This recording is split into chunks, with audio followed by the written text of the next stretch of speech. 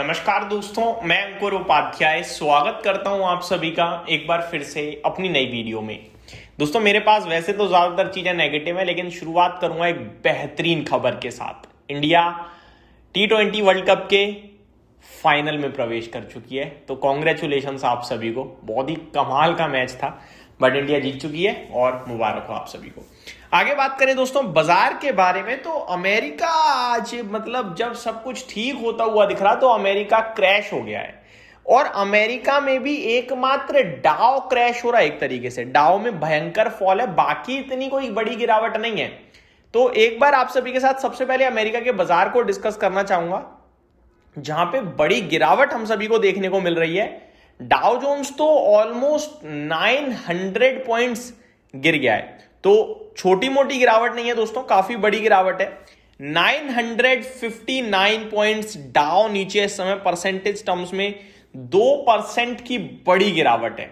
जी हां दोस्तों, Dow Jones 2% नीचे दिख रहा है आपको, 950 पॉइंट नीचे है। S&P 500 की बात करूं तो वहां भी आपको गिरावट देखने को मिल रही है 1.13% की। नेस्डेक इंडेक्स 1% नीचे है और रसल 2000 2% नीचे है। अगर अमेरिका में विक्स की बात करूं तो 15% उछल गया है। अमेरिका के बाजार में शार्प सेल ऑफ है, और शार्प सेल ऑफ है यूरोप के मार्केट्स में, जैसे कि फिट्सी 1.5% क्रैश हो गया है, कैक 1.5% नीचे है, और डेक्स में भी 1.6%, थोड़ी सी ज्यादा गिरावट है 1.5% से।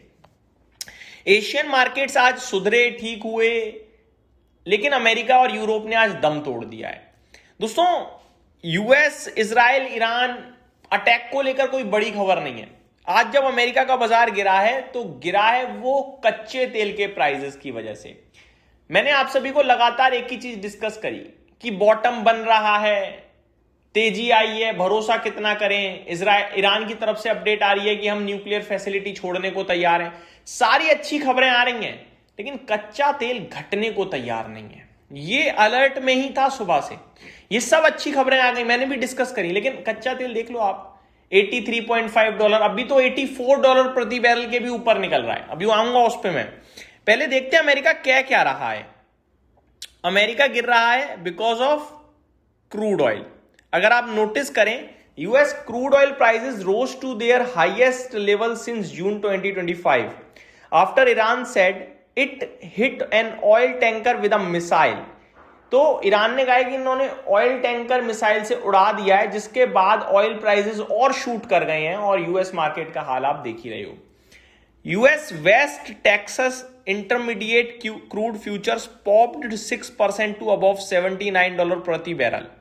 International benchmark Brent crude futures traded 3% higher at more than $84 प्रति बैरल। तो दोनों में ही बड़ी तेजी बनते हुए दिख रही है। ट्रंप रैली, यहां छोड़ देता हूं मैं ये सारी चीजें। तो कहने वाली बात यह है कि क्रूड का दाम कंट्रोल में नहीं आ रहा। एक बार क्रूड की अपडेट देता हूं। ब्रेंट क्रूड इस समय 4% ऊपर $84.6 प्रति बैरल पे पहुंच रहा है भैया, 84.5 पे। ये बहुत ही अलर्ट है यार, बहुत ज्यादा नेगेटिव है ये। नेचुरल गैस में भी 1.5% की तेजी है। गोल्ड सिल्वर जो सेफ हेवन माने जाते हैं वो भी नहीं बढ़ पा रहे हैं, वो भी टूट रहे हैं भाई साहब। गोल्ड $5100 प्रति आउंस के नीचे निकल रहा है, 5092 पे स्पेसिफिकली। इंडियन मार्केट का भी डिस्कस करेंगे।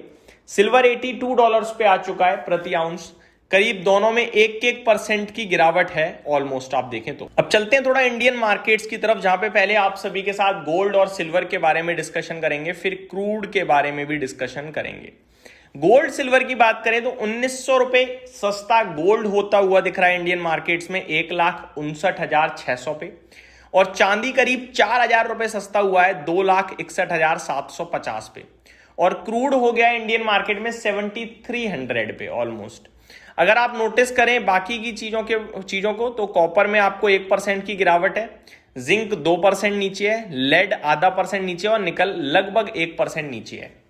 ये सारा कुछ देखते हुए गिफ्ट निफ्टी 350 पॉइंट नीचे है। मैं तो ये कह रहा हूं कि आज जिसने एट द एंड तेजी बनाई होगी वो तो गया काम से, जिस हिसाब से बाजार संकेत दे रहा है। और दोस्तों अभी तक तो अमेरिका नीचे खुलता था और रिकवर होता था, आज क्या है ना, आज ऐसा लग रहा है न्यूट्रल खुलकर गिर रहा है। काफी हैविली गिर रहा है। FIDIs का डेटा आप सभी के साथ डिस्कस करना चाहूंगा दोस्तों। FIDIs के डेटा की बात करी जाए अगर, तो कैश मार्केट में 3752 करोड़ की बिकवाली करी है FIIs ने और 5153 करोड़ की बाइंग करी है DIIs ने। तो ज्यादा कुछ नहीं है। फ्यूचर्स का डेटा भी अब उपलब्ध नहीं है यहाँ पे, लेकिन कैश मार्केट में जो हो रहा है वही हुआ है। FIIs ने बेचा है, बड़ा बेचा है, DIIs ने खरीदा है, बड़ा खरीदा है। निफ्टी की क्या बात करें दोस्तों, देखो निफ्टी की बात करना योग्य नहीं है ये जब तक सिचुएशन चल रही है, और ये सिचुएशन का मैक्सिमम बाजार पे इंपैक्ट मेरे को लगता है जैसा चल रहा है वैसे चलता रहा तो मैक्सिमम मंडे और ट्यूसडे रहेगा, इससे ज्यादा नहीं रहना चाहिए। आप एक चीज पे बार बार रिएक्ट नहीं करते हो, हाँ कोई फ्रेश नेगेटिव डेवलपमेंट हो गया तो एक शार्प सेल ऑफ जरूर दिखेगा, अदरवाइज बाजार रिबाउंड करना चाहिए। कल वीकेंड है, वीकेंड नहीं है सॉरी, वीकली क्लोजिंग है, फिर वीकेंड है। इस वीकेंड पे अच्छी खबरें आएंगी या बुरी खबरें आएंगी ये देखना है, और मंडे मेरे को लगता है जजमेंट डे होना चाहिए कि हमें करना क्या है आगे। स्टॉक स्पेसिफिक बात करने योग्य है नहीं इस समय, क्योंकि क्या बात करोगे स्टॉक स्पेसिफिक, पर्टिकुलर मार्केट गिरेगा सब गिरेगा, ये तो वो वाला बाजार है, बाजार रिबाउंड मारेगा सब रिबाउंड मारेगा। सिर्फ ग्लोबल कच्चा तेल, US ईरान की कोई फ्रेश डेवलपमेंट यही देखना है। आज खबरें अच्छी थी लेकिन उसके बावजूद भी ऊपर नहीं गया है। कुछ अपडेट्स पढ़ते हैं। The United States is preparing to implement a law that will require licenses for exporting artificial intelligence chips to any part of the world.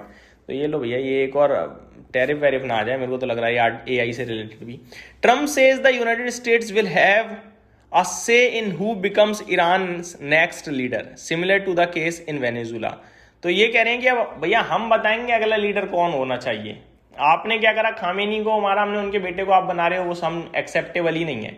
ये आई थिंक चीज बिगाड़ा है बाजार का मूड माहौल जो हुआ है मेरे को लगता है। Trump says he support the Kurds if they want to launch an offensive into Iran and thanks it's wonderful he made this statement in a phone call.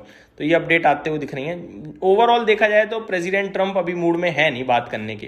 Trump confirm that Mojtaba Khamenei is most likely successor but outcome unacceptable.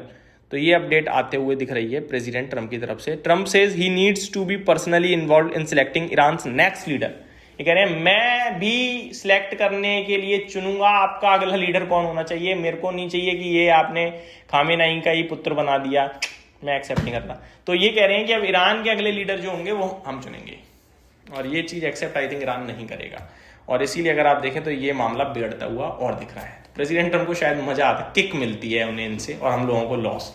तो ये update की उम्मीद करता हूँ details पसंद आई होंगी। Thank you so much for watching this video. Good night guys.